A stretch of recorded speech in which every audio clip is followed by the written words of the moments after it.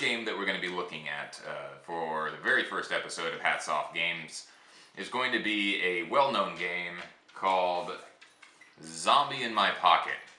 Now, Zombie in My Pocket has been out for quite a while now. It's probably one of the more popular print-and-play pocket games that you can find. It's free to download, and I actually downloaded everything here from BoardGameGeek.com. The link down in the description below. It's a fantastic resource for board games, video games, print-and-play games. It's just loads and loads of information.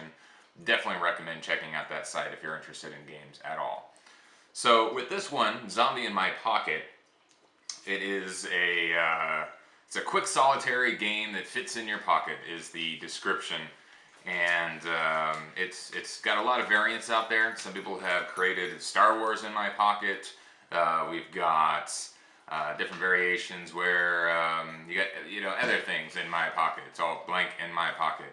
So it really does open up the imagination.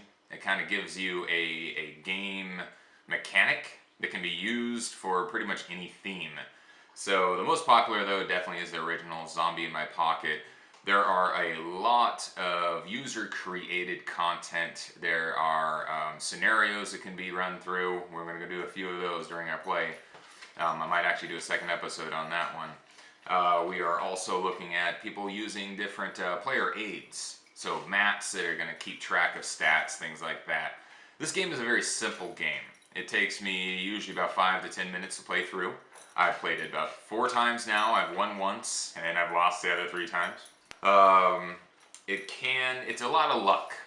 So there's not a ton of strategy involved, which can be kind of nice when you're looking to just, throw down, play a quick game, have some fun, and be done and move on. So highly recommend it. And I think once we go through things here, explain a little bit about it, show you kind of a playthrough, I think you might like it as well. It's a tile placing game. I know it's difficult to see here, but it starts off with a certain foyer. So you're an individual in the house, and you're going to be searching through the home to try to find the artifact. The artifact then needs to be taken outside, where we get to a different set of tiles, and then you need to find the graveyard that so happens to be in this person's backyard, and bury the artifact in the graveyard, and thus killing all of the zombies, ending the curse that started this whole thing. Throughout the process, you're going to be finding items that are going to be increasing your health. You're going to be finding items that are going to assist you with fighting the zombies. There are no dice rolling. I'm just using dice here as markers. We've got attack, we've got health, and we have time. So the time is an interesting mechanic here. Is basically you start at 9 o'clock, and your objective is to get that artifact buried before midnight. Now, the way it works is you have a action pile, a draw pile that you're going to work from.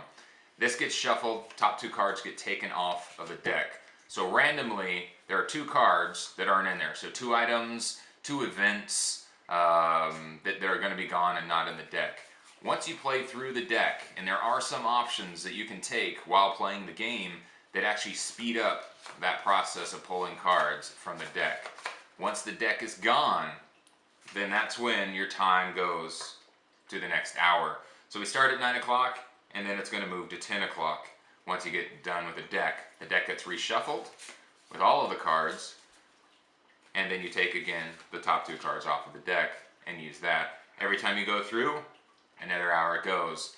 So essentially you're looking at 1 reshuffle to get to hour 10, another to 11, and another to 12. As soon as you hit midnight, it's over. So, like I was saying, there are certain things that you can do to speed that up. Looking for items will speed time up. Essentially, it's a interesting way to basically, when you're taking actions, to count time. So if you're going to search through, let's say, a storage area, it's going to take you extra time. And so it's kind of interesting. I kind of like it. So sometimes you can say, no, I don't want an item because I need the time on my side. There are certain times where you can cower. Cowering is basically hiding, taking a break, and you get some health back. But that also, it takes time, so you discard a card at that point. So there is a little bit of strategy involved. It's less of you're planning ahead, you know, a plan of attack, and it's more of just reacting to the situation that you might be in. Health is low. You have a lot of cards. Let's cower. Let's get our health back up, and we can waste some time. Time is low. Health is low. You got to run. You're against the clock, and you got to sometimes just hope for the best. And more often than not, the best does not happen. So I think that's a great introduction here, and gives you kind of a general idea. So this next segment, we're going to go ahead and zoom in onto the table so you can actually see what's going on in front of me, and we'll go ahead and I think we're going to try to play through actually a full game. So let's go ahead and shoot into the table, and let's go ahead and play around. So I'll see you at the table.